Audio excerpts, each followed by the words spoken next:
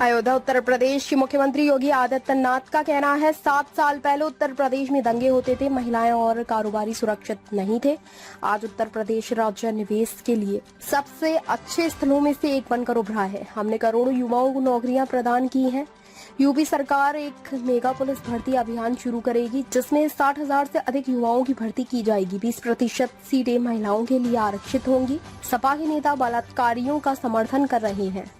याद करिए, आज से 7 वर्ष पहले इसी उत्तर प्रदेश में क्या हालात थे। हर तीसरे दिन दंगा होता था, पर्व और त्योहार शांतिपूर्ण तरीके से नहीं मनाया जाता था, बेटी और व्यापारी दोनों की सुरक्षा खतरे में रहती थी। प्रदेश में माफिया राज और जंगल राज की स्थिति थी।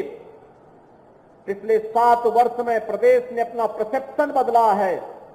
आज उत्तर प्रदेश सुरक्षा और कानून व्यवस्था का जो मॉडल बनाई है, देश के अंदर निवेश का ड्रीम डेस्टिनेशन के रूप में उभर करके दुनिया के निवेश को अपने यहां आकर्षित करने में सफल हुआ है। प्रदेश में जो निवेश आ रहा है, इसका परिणाम है कि हमने लाखों नौजवानों को नौकरी उनके गांव और उनके घर में देने में सफलता प्राप्त की है। 1,62,00,000 से अधिक नौजवान इस निवेश के माध्यम से अब तक नौकरी और रोजगार प्राप्त किए हैं। स्वरोजगार के लिए 1 डिस्ट्रिक्ट 1 प्रोडक्ट की योजना, विश्वकर्मा श्रम सम्मान और पीएम विश्वकर्मा की योजना, पीएम स्वनिधि की योजना, पीएम रोजगार की योजना जैसी तमाम योजनाओं के साथ ही प्रधानमंत्री मुद्रा योजना ने भी आर्थिक स्वावलंबन का मार्ग प्रशस्त किया है।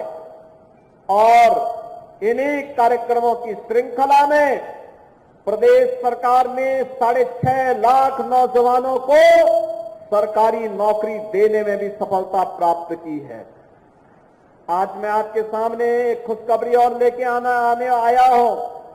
अभी 23, 24, 25 और फिर 30 और 31 अगस्त को पुलिस भर्ती की प्रक्रिया हमारी आगे बढ़ रही है, जिसमें 60,000 से अधिक नौजवानों को हम भर्ती करने वाले हैं। ये 60,000 जो भर्ती होने वाली है, इतनी बड़ी भर्ती उत्तर प्रदेश के इतिहास में कभी नहीं हुई। और इस भर्ती के साथ एक और चीज जुड़ रही है कि 20% सीटें इसमें ऐसी होंगी जिसमें केवल बेटियां भर्ती होंगी, और उनकी भर्ती के लिए हम लोगों ने एक व्यवस्था बनाई है। मैंने कल भी कहा था, ये बेटियां इसलिए भर्ती कर रहे हैं जो सड़क और चौराहे पर, किसी अन्य जगहों पर महिलाओं के साथ छेड़छाड़ करने वाले, बेटियों के साथ छेड़छाड़ करने वाले सौदों को भी ठिकाना लगाने का काम ये बेटियां कर सकें। इसके लिए हम उन्हें पुलिस की भर्ती में प्राथमिकता के साथ आगे बढ़ाने का काम कर रहे हैं। बहनों और भाइयों, एक तरफ मोदी जी बेटी पढ़ाओ बेटी बढ़ाओ के साथ आगे कार्य कर रहे हैं।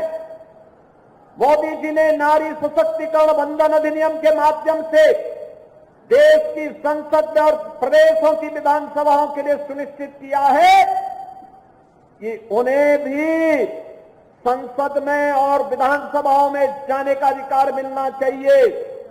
देश की नई संसद का कोई अधिनियम पहला पारित हुआ तो मातृशक्ति के लिए समर्पित नारी बंधन शक्ति अभिनंदन का एक कार्यक्रम विधेयक था, नारी शक्ति बंधन अधिनियम था, जिसके माध्यम से उन्हें संसद में और विधानसभाओं में 33% सीटों पर भी चुन करके जाने का अधिकार प्राप्त हुआ। और दूसरी तरफ ये लोग हैं, कल मैं देख रहा था समाजवादी पार्टी के नेता का बयान में पढ़ रहा था, वो बोल रहे हैं समर्थन कर रहे हैं उन दुष्कर्मियों का जिन्होंने कोलकाता के अंदर एक डॉक्टर के साथ सामूहिक दुष्कर्म करने वाले दुष्कर्मियों का समर्थन कर रहे हैं। तनिक तो शर्म करनी चाहिए। लेकिन बहनों और भाइयों, संस्कार कभी समाप्त नहीं होते।